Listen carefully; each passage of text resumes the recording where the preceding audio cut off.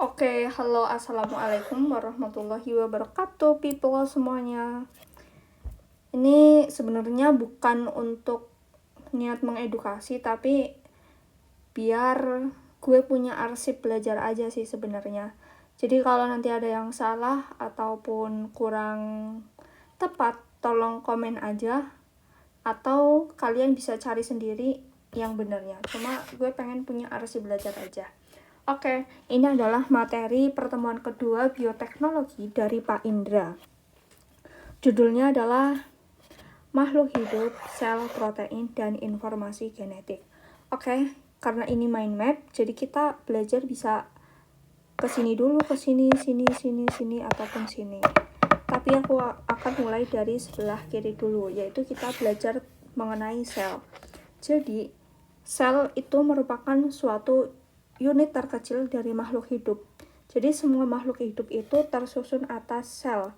Nah, sel itu ada dua tipe.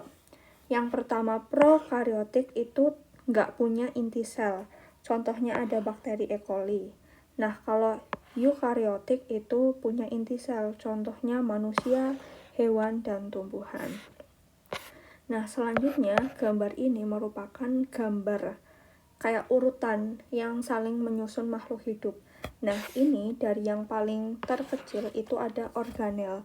Organel itu merupakan bagian-bagian yang menyusun sel. Nah, sel itu sendiri merupakan bagian terkecil dari makhluk hidup. Nah, kumpulan dari sel itu akan membentuk jaringan, dan kumpulan jaringan itu akan membentuk organ, dan kumpulan dari beberapa organ akan membentuk sistem organ, dan sistem organ itu kumpulannya akan membentuk organisme.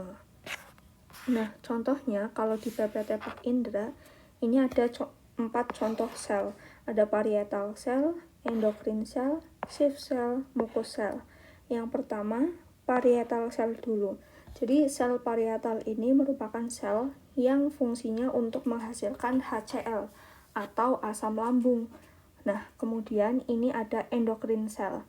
Endokrin cell ini fungsinya untuk menghasilkan gastrin, yang dimana gastrin itu fungsinya untuk merangsang sel parietal ini untuk menghasilkan HCl untuk mengatur hormon. Nah, selanjutnya ada Schiff cell atau sel utama di lambung, yang fungsinya ternyata itu menghasilkan pepsinogen untuk mencerna makanan. Selanjutnya ada mucous cell atau sel yang menghasilkan lendir, di mana sel yang menghasilkan lendir ini itu akan melindungi lambung dari asam lambung dan enzim. Jadi kalau mukoselnya itu rusak atau tidak menghasilkan lendir, maka lambung kita akan bahaya karena tidak terlindungi oleh lendir. Jadi lambungnya akan kayak diserang asam lambung dan enzim yang bisa nyebabin tukak lambung. Nah, gambar ini merupakan struktur sel. Nah, ini contoh kayak struktur sel animal cell. Ini ada inti selnya, ada bagian-bagian sel lain seperti yang udah pernah kita pelajari mungkin ya di SMA. Ada ribosom, lisosom, mitokondria, sentriol, sentrosom. Mungkin nggak semuanya keluar ya, tapi ini mungkin yang penting kita tahu aja gitu. Oke, kita lanjut bahas lebih lengkap lagi. Tadi kita udah bahas daerah sini, sekarang kita ke area sini. Kayak lebih zoom lagi, apa sih bedanya antara prokariot, di mana prokariot itu nggak punya inti sel, dan eukariotik itu sel yang punya inti sel. Gitu ya intinya. Nah, kita lihat perbedaan. Untuk prokariotik sel, gambarnya itu mirip kayak plankton yang ada di film SpongeBob. Warnanya hijau, bentuknya seperti itu. Dimana struktur dari prokariotik sel ini ada kapsul selnya itu sendiri, ada dinding selnya, ada nukleoid atau DNA yang dibawa oleh selnya, ada plasmid yang nanti kita akan lebih mengenal lebih dalam lagi terkait plasmid, dan ada villi yang dijadikan sebagai alat gerak, dan ada flagella atau ekor. Ya, sama-sama fungsinya sebagai alat gerak juga. Nah, untuk eukariotik sel ini yang contohnya itu pada hewan, tumbuhan, dan manusia, strukturnya itu lebih kompleks ya. Yang pertama ada nukleolus, nukleoplasma, cairan sel, ada kromatin atau DNA atau materi genetik yang dibawa, yang dimana satu kesatuan itu disebut nukleus atau inti sel. Nah, untuk bagian-bagian yang lain seperti yang sudah disebutkan tadi di bagian sini, karena ini kan tadi kan sel hewan yang merupakan salah satu contoh dari eukariotik sel. Jadi strukturnya itu kurang lebih sama, ada sitoplasma cairan sel, ribosom, lisosom, mitokondria buat energi, dan lain-lain. Intinya bagian-bagian yang sama. Nah, jadi setelah kita tahu sel itu apa, sel itu ada 2 tipe, kita juga harus tahu nih ke bagian blueprint of life atau DNA, di mana DNA ini merupakan materi genetik yang dibawa oleh sel. Kalau tadi DNA ini kan letaknya ada di inti sel, jadi blueprint of life ini tuh letaknya ada di inti sel, kayak dibawa di dalam sel. Nah, kalau di PPT-nya Pak Indra, kenapa sih DNA ini disebut blueprint of life? Jadi DNA itu diistilahkan blueprint of life karena itu tuh kayak rancangan dasar kehidupan, kayak mind map hidup lo dikemas di dalam DNA. Jadi blueprint itu tuh isinya kayak panduan lengkap untuk membangun dan mengoperasikan tubuh lo. Jadi 2 gambar ini tuh jelasin kayak kode-kode buat tubuh lo bakal gimana. Jadi DNA disebut blueprint of life karena di dalam DNA ini sendiri itu isinya ya kode-kode, ya materi genetik yang bakal mempengaruhi nanti tubuh lo tuh bakal gimana. Contohnya ini bagian kromosom. Kromosom manusia itu jumlahnya bisa mempengaruhi, misalnya kalau jumlahnya berapa itu lo bakal jadi cewek atau cowok, kalau kelebihan 1 lo bakal cacat atau terkena penyakit apa, kalau kekurangan 1 itu lo bakal kenapa. Dan kode-kode genetik yang ternyata punya sifat palindrom ini juga kayak semua kode dan materi genetik itu dikemas di dalam DNA. Maka dari itu DNA tuh kayak isinya blueprint of life, kayak rangkuman kemungkinan hidup lo yang akan datang tuh dikemas di dalam DNA. Pokoknya kode genetiknya apa, kromosomnya gimana, itu ada di DNA. Core of the core-nya ada di DNA, blueprint of life. Intinya gitu deh. Kalau nggak paham ya bodo amat, intinya gue pahamnya gitu ya guys. Nah, selanjutnya kita bahas lebih dalam lagi ke bagian DNA. Jadi kan kita punya ini kan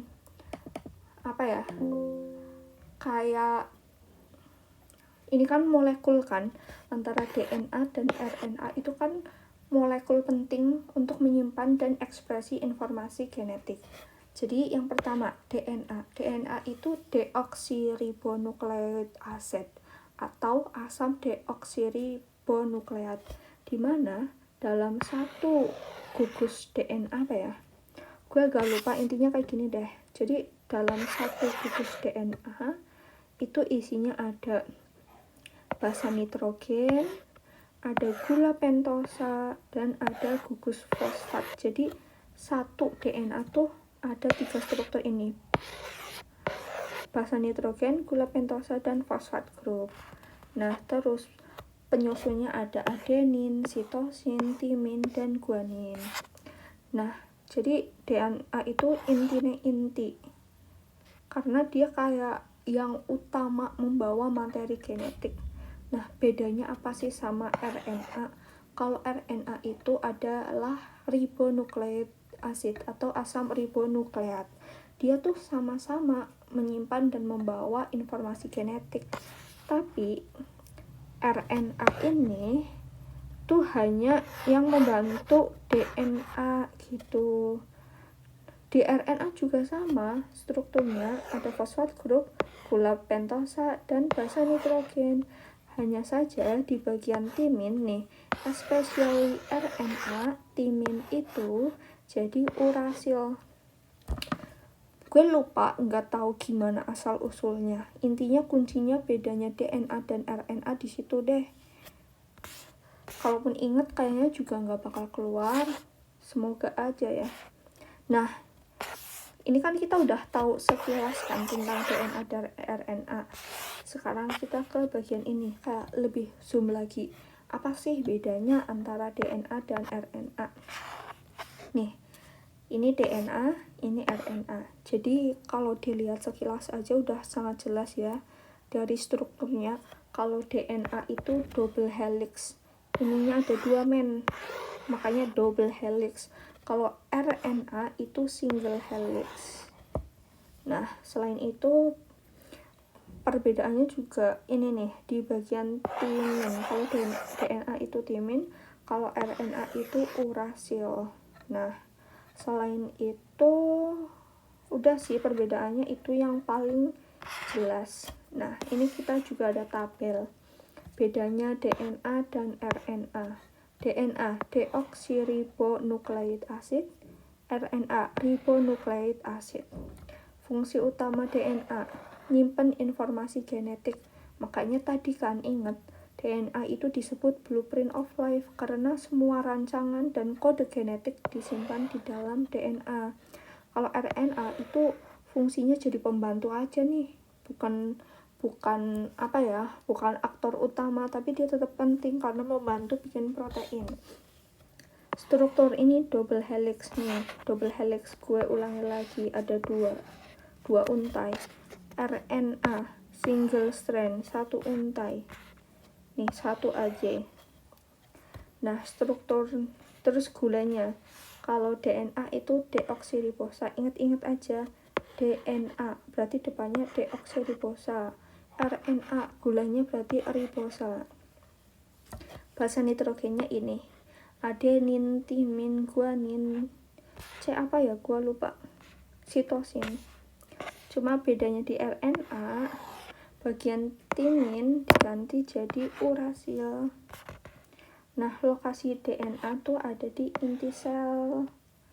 Nih, DNA lokasinya ada di inti sel. Kita ingat ke sini nih. Nah, ini nukleus atau inti sel. Ini buat lokasi DNA. Ingat ya, DNA itu ada di inti sel.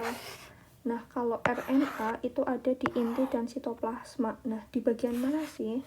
Jadi, kalau keterangannya di inti dan sitoplasma, berarti RNA bisa di dalam sini, nukleus, dan di sitoplasma di sini, di cairan selnya, karena dia kan fungsinya buat membantu protein. Nah, untuk stabilitasnya DNA tuh sangat stabil. Nah, kalau RNA kurang stabil dan mudah rusak. Kenapa sih alasannya sangat stabil dan kurang stabil? Mungkin karena DNA tuh double helix ya, jadi dia tuh rigid dan kuat, jadi lebih stabil. Nah, kalau RNA tuh nggak ada pegangannya cuy, dia tuh single strand kayak gini, jadi mungkin dia kurang stabilnya di situ karena nggak ada pegangan. DNA tuh hanya satu jenis aja men, tapi kalau RNA tuh ada beberapa jenis aja. Ada mRNA, messenger RNA, yang nantinya dia tuh ada di proses nanti translasi atau transkripsi tRNA dan rRNA. Pusing sih, tapi kita pikir nanti aja. Tadi udah belajar bagian sini, ke sini. Sekarang kita belajar ke sini nih. Nah, jadi ini nih kayak core of the core-nya. Di sini kita bahas tentang ekspresi genetik. Nah, ekspresi genetik ini merupakan proses informasi dalam DNA yang dipakai buat produk fungsional yaitu protein. Pokoknya kalau ekspresi genetik ini kayak suatu proses di dalam DNA-nya itu sendiri untuk bikin produk yang fungsional atau yang bermanfaat yang bisa dipakai, yaitu protein. Sebenarnya inti dari semua tulisan di bawah ini adalah ini, yang dimana DNA menjadi RNA prosesnya itu transkripsi, terus RNA yang dimana tadi tugasnya membantu bikin protein untuk diubah menjadi protein, itu prosesnya translasi. Ini adalah poinnya. Nah, kita bahas tentang transkripsi dulu nih. Jadi transkripsi ini terjadinya di nukleus atau inti sel. Nah, selanjutnya RNA. Jadi RNA ini tuh punya enzim namanya RNA polimerase yang menyalin gen dari DNA untuk dijadikan mRNA. Jadi DNA kan tadi ada 2 untai, tapi yang dibaca hanya 1 untai. Jadi hasil dari hasil transkripsi ini, messenger RNA membawa info genetik DNA ke ribosom. Nah, selanjutnya di bagian RNA untuk diubah menjadi protein itu terjadi di ribosom, di sitoplasma atau di cairan sel. Nah, mRNA ini dibaca dalam 3 unit huruf atau kodon. 1 kodon itu 1 asam amino. Di sini kita sebut AA jadi asam amino ya. Nah, tRNA ini membawa asam amino yang cocok dengan kodon. RNA membantu asam amino jadi rantai protein. Hasilnya adalah rantai polipeptida atau protein. Intinya gitu, kayak singkatnya banget. Terus kita juga harus tahu sih, kenapa sih ekspresi gen itu penting? Karena protein tuh dihasilkan oleh kerja gen, yaitu oleh enzim, hormon, dan lain-lain. Jadi semua fungsi tubuh tuh dikontrol oleh protein, dan semua protein itu asalnya dari ekspresi gen. Jadi kalau terjadi kesalahan atau mutasi, maka proteinnya itu bikin cacat, bikin jadi penyakit. Gitu intinya. Karena kenapa ekspresi gen penting? Karena untuk menjalankan kehidupan tuh kayak butuh protein. Dan fungsi tubuh itu juga butuh protein dan dikontrol oleh protein. Jadi kalau ada kesalahan dalam ekspresi gen, ada mutasi gen, maka bisa terjadi proteinnya cacat yang nantinya bisa bikin penyakit. Intinya di halaman ini kita belajar terkait sel, tipe-tipe sel ada 2, terus blueprint of life itu DNA, alasannya apa, terus belajar perbedaan DNA dan RNA, dan belajar terkait ekspresi gen dan pentingnya ekspresi gen. Karena kalau terjadi kesalahan atau mutasi gen akan menyebabkan protein yang cacat dan bikin penyakit.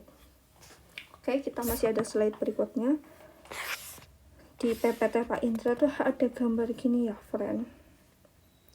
Ini kayak proses yang tadi yang gue bilang tuh core of the core-nya, intinya ekspresi gen, yaitu dari DNA, terus dilakukan transkripsi atau pembacaan oleh messenger RNA. Yang tadi messenger RNA itu menyalin kode genetik dari DNA, terus dibawa ke ribosom untuk terjadi proses translasi di ribosom dan sitoplasma. Terus selanjutnya RNA ini akan membuat sebuah protein. Nah, proteinnya ini kalau dia tidak terjadi mutasi gen atau kerusakan, maka akan menghasilkan fenotip, kayak outputnya tuh kayak bagus gitu kalau nggak ada terjadi mutasi gen. Tapi kalau terjadi mutasi gen, mungkin fenotip atau yang bisa dilihatnya tuh kayak ada kesalahan, cacat di bagian mana. Nah, selain hal ini, Pak Indra juga tuh ngasih tahu di bagian ini kayak gambaran yang lebih enak dilihat dari proses ini. Nah, jadi kita kan apoteker, jadi kita diibaratkan menggunakan ini adalah resep gitu. Kita apoteker, kita dapat resep nih, pasiennya tuh dapat obat apa, terus diminumnya berapa kali, semuanya tertulis lengkap dalam resep. ini diibaratkan dengan DNA yang berisi informasi lengkap. Nah, dari DNA yang isinya informasi lengkap, ini akan disalin informasinya oleh messenger RNA. Kalau di sini diibaratkan dari resep tuh disalin ke sini kayak rekam medis atau kopi resepnya. Jadi RNA tuh ngerekam info, ngerekam salinannya dari DNA.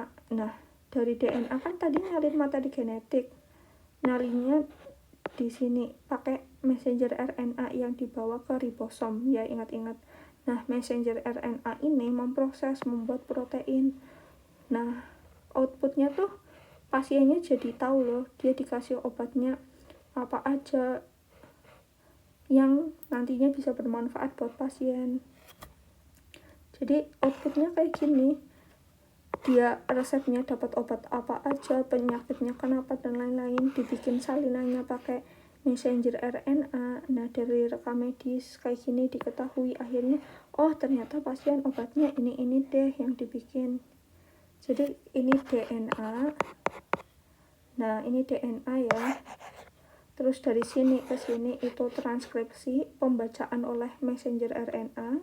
Nah, dari sini ke sini itu namanya translasi, pembuatan protein. Nah, ini outputnya yang pasien bisa terima setelah beberapa proses transkripsi dan translasi. Nah, kalau ini tuh levels of protein organization. Primer protein, second protein, tertiary, dan quarterly. Gue kurang paham karena di PPT tuh cuma kayak gambar doang. Kita lanjut ya ke teknologi DNA rekombinan. Jadi kayak gini nih. Jadi teknologi DNA rekombinan itu merupakan kayak gimana ya, simpelnya tuh menggabungkan gen dari satu organisme ke dalam DNA organisme lain. Nah, ini kan ada gambarnya ya. Kita problemnya nih, kita baca dulu. Problemnya itu insulin untuk penderita diabetes. Itu harus diambil dari pankreas babi atau sapi.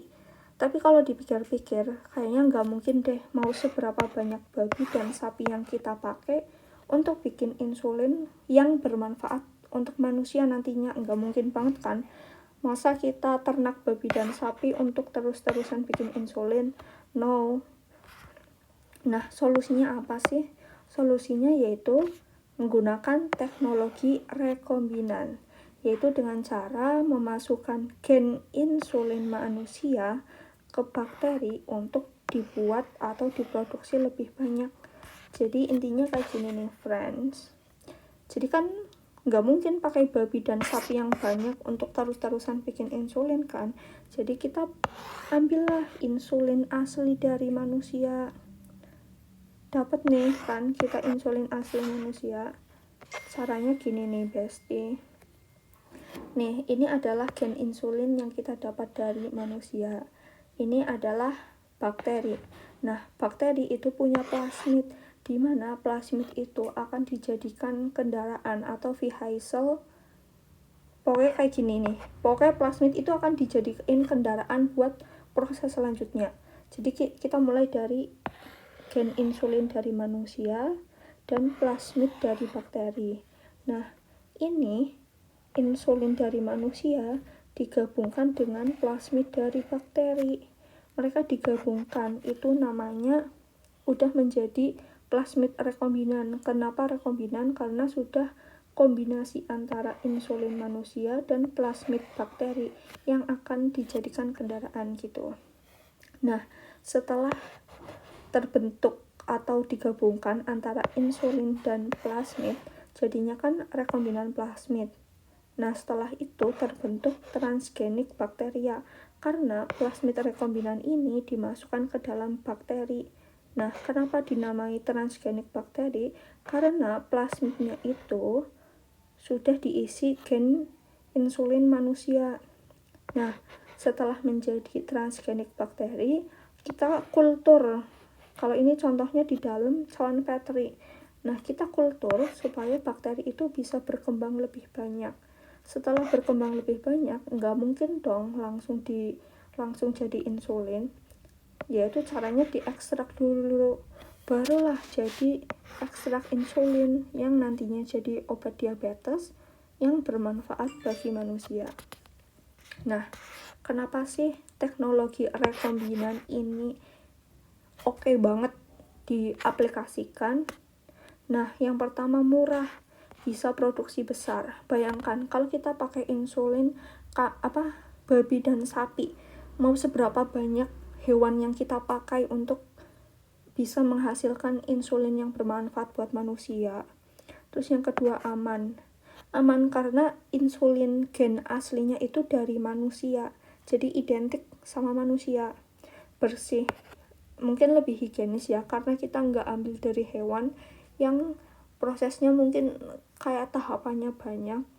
Selanjutnya adalah efisien, cepat, bisa dikontrol dan bisa dimodifikasi karena pakai teknologi rekombinan. Jadi itu teknologi rekombinan intinya menggabungkan gen organisme ke dalam DNA organisme lain untuk diperbanyak atau untuk membuat produk yang bisa bermanfaat untuk manusia. Oke, setelah teknologi DNA rekombinan, kita lanjut ke CRISPR-Cas. Don't know why about the right pronunciation, tapi gue sebutnya CRISPR-Cas9. Ini tuh as a alat edit DNA super akurat, friend. Jadi, CRISPR-Cas ini merupakan teknologi pengeditan gen yang memungkinkan pemotongan DNA di tempat yang sangat spesifik. Terus dia tuh bisa motong di tempat yang spesifik, bisa hapus, nambah, atau ganti. Intinya dia tuh kayak software edit DNA yang paling akurat, bisa edit-edit gitu deh. Nah, kepanjangannya apa sih? CRISPR, Cluster Regularly Interspaced Short Palindromic Repeats. Jadi dia tuh kumpulan potongan DNA yang disimpan bakteri sebagai memori. Nah, CRISPR-9 tuh terasosiasi dengan protein 9, di mana Cas9 itu gunanya kayak enzim untuk motong DNA. Jadi ini tuh CRISPR-nya tuh kayak punya memori DNA-nya. Nah, Cas9 itu alatnya gitu. Cara kerjanya yaitu ada guide RNA atau gRNA yang kayak ngasih tahu di mana sih letak DNA yang spesifik yang oke buat dipotong. Nah, yang kedua ada Cas9 ditambah gRNA dimasukkan ke dalam sel target. Jadi gRNA ini akan ngasih tahu nih, membawa Cas9 ke titik DNA yang cocok. Selanjutnya, Cas9 ini memotong di lokasi yang spesifik. Nah, dia tuh motongnya bisa dibiarin rusak karena buat menghentikan fungsi gennya atau diperbaiki dengan gen baru. Kayak ngedit gitu. Terus yang terakhir adalah melakukan perbaikan. Nah, ini tuh bedanya DNA rekombinan tadi dan CRISPR-Cas9. Nah, tujuan DNA rekombinan tadi kan nambah gen ke plasmid bakteri nih. Ini gen ke plasmid bakteri. Nah, tapi kalau CRISPR-Cas9 dia tuh langsung to the point, langsung masuk gen, langsung ngedit di tempatnya. Jadi kalau ini tuh kayak ribet nambahin gen dulu ke plasmid bakteri, tapi kalau ini langsung to the point bro, ke tempatnya. DNA rekombinan kurang spesifik, CRISPR-Cas9 itu sangat spesifik dan akurat. Kalau DNA rekombinan asal teknologi itu kan bakteri dan enzim rekombinan. Kalau CRISPR-Cas9 itu sistem imun bakteri. Kalau DNA produksi protein di mikroba, kalau CRISPR-Cas9 pokoknya edit gen, pokoknya ini yang paling tastes, paling to the point. Terus aplikasi DNA rekombinan tuh ada produksi insulin, hormon. Nah, kalau CRISPR-Cas9 itu terapi gen, pengobatan kanker, dan pertanian. Intinya gitu deh, DNA rekombinan tuh kayak yang dari proses awalnya bikin dari gennya dimasukin ke plasmid. Tapi kalau CRISPR-Cas9 itu pokoknya yang paling Sat-set, tas-tes, langsung ke poinnya. Nah, selain poin tadi, kita juga masih banyak poin-poinnya nih ternyata. Yang pertama, ada bagian sel, gue capek coy ya. Cell division, pembelahan sel menjadi 2 sel baru. Kita bacanya ini ya, ke bawah, ke atas, ke bawah gitu ya, friend. Nah, jadi cell division, pembelahan sel itu ada 2, mitosis dan meiosis. Gampangannya, kalau mitosis itu buat pembelahan sel tubuh, tapi kalau meiosis buat pembelahan sel kelamin. Kita bahas satu-satu. Kalau mitosis itu buat pembelahan sel tubuh atau somatik, hasilnya 2 identik dengan induknya. Fungsinya untuk pertumbuhan, penyembuhan luka, dan regenerasi sel. Kalau meiosis itu buat pembelahan sel kelamin, hasilnya 4 sel anak dengan setengah jumlah kromosom. Fungsinya untuk membentukkan sperma dan sel telur, menjaga stabilitas kromosom antar generasi, dan variasi genetik. Kan ada mitosis sama meiosis. Nah, kali ini karena ini kita bahasanya di bagian somatik atau tubuh, berarti kita mostly bahas mitosis. Meiosis dibahas di bab lain. Oke, tahap mitosis itu ada 5 ya pemirsa, ada interfase. Jadi ini tuh linear ya gambarnya. Ini sama ini sama. Cuma kalau yang di atas itu versi mikroskopnya, bawah itu animasinya. Interfase, dia tuh kayak selnya tuh masih diem aja gitu. Kalau profase, selnya tuh mulai membelah gitu ya. Kalau metafase, selnya mulai kayak di namanya tuh garis khatulistiwa, pokoknya sejajar gitu ya. Kalau anafase, dia tuh mulai memutus. Nah, kalau telofase, dia tuh mulai jadi 2 bagian gitu. Jadi kan mitosis kan hasilnya 2 sel identik dengan induk. Nah, jadi tahap telofase itu kalau udah tahap hasil udah jadi dua ini sama ini. Interfase belum jadi apa-apa, profase mulai kayak gitulah, kayak mulai pecah. Metafase mulai urut di orbit, anafase mulai lepas, telofase jadi 2 bagian. Interfase, profase, meta kebagi 2, terus anak sendiri-sendiri, dan telofase udah menjadi hasil.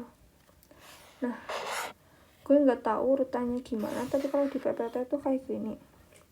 Regulasi membelah sel tuh nggak boleh sembarangan. Terus ada checkpoint di setiap fase.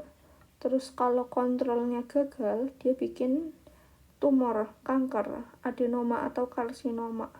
Soalnya tumor dan kanker tuh cenderung kayak dia tuh ciri penyakitnya tuh selnya terus-terusan membelah. Walaupun tempatnya segini, tapi dia bakal membelah melebihi tempatnya gitu. Contohnya adalah multiple myeloma, yaitu kanker di sel plasma dan sumsum tulang. Ini tuh inti lah. Ini tuh yang sini. Nah, ini kan interfase. Nah, satu tahap interfase itu ternyata ada banyak checkpointnya. Gue kurang paham. Intinya ini nih, interfase tuh banyak cuy. Sisanya ya profase, metafase, anafase, telofase. Intinya itu. Terus ini kita ke, tadi kan udah bahas tentang pembelahan sel kan. Nah, kita bahas ke adenoma dan karsinoma, dimana dia tuh kayak pembelahan sel yang over atau massa jaringan yang terbentuk karena sel dalam tubuh membelah cepat dan tak terkendali nih. Kalau ini contoh di media kultur, ini sel normal. Sel normal ya udah membelahnya sesuai dikasih ruangnya seberapa, bakal membelah sesuai kapasitas ruangnya. Tapi kalau adenoma atau karsinoma, dia dikasih ruangnya seruangan tapi dia bludak sampai keluar-luar. Nih normal, ini cancer, kayak bakal bludak gitu loh karena terus-terusan membelah. Nah tumor itu ternyata ada dua guys, benign tumor atau GINAX dan malignant tumor ganas atau yang sering disebut dengan kanker. Nah tumor itu yang jinak ya, itu nggak nyebar ke bagian lain, tumbuh lambat, terus dia tuh nggak ngancam jiwa, jadi ya tumbuh aja, contohnya adenoma. Malignan tumor yang ganas atau kanker, selnya tuh tumbuhnya nggak terkendali, menyusup merusak jaringan dan menyebar ke organ lain. Contohnya ini nih, kita bahas multiple myeloma.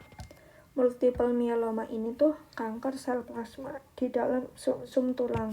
Kenapa disebut multiple? Karena dia tuh muncul di banyak bagian tulang, jadi lebih dari satu atau bahkan dua, makanya multiple, yaitu di tulang belakang, rusuk, tengkorak, dan pinggul. Nah, yang terjadi dalam tubuh apa sih? Sumsum tulang itu dibanjiri oleh sel myeloma, gangguan pembentukan sel darah yang sehat. Produksi antibodi jadi abnormal dan tulangnya jadi rapuh karena ketutup sama sel-sel myeloma. Jadi intinya myeloma kuwi kanker sel plasma di sumsum tulang belakang. Terus gangguan sebab myeloma tuh jadi ada gangguan darah, imun, dan tulang. Jadi butuh pengobatan jangka panjang, nggak bisa jangka pendek karena udah over. Oke, kita ke halaman terakhir. Ini ada microbial growth factor. Ini ada gambar ya, kurva microbial growth factor. Ada 4 lag, eksponensial, stationary, dan dead fase. Lag ini bakterinya adaptasi, eksponensial bakterinya sedang tumbuh, pokoknya tumbuh. Stationer itu tahap stabil, di mana bakteri yang tumbuh sama dengan bakteri yang mati. Terus ini dead fase. Ini juga penjelasannya sama sih, lag, nggak ada peningkatan bakteri yang hidup, segini doang. Terus eksponensial nih, bakteri yang hidup tuh meningkat. Terus stasioner tuh bakteri yang hidup sama dengan bakteri yang mati. Terus dead itu eksponensial atau pertumbuhan bakteri itu berkurang in number of living bacteria cell. Intinya gitu. Terus ini ada sebenarnya materi lagi, endopitik mikroorganisme, di mana bakteri atau jamur yang hidup dalam jaringan tanaman tanpa menyebabkan penyakit. Jadi teknologi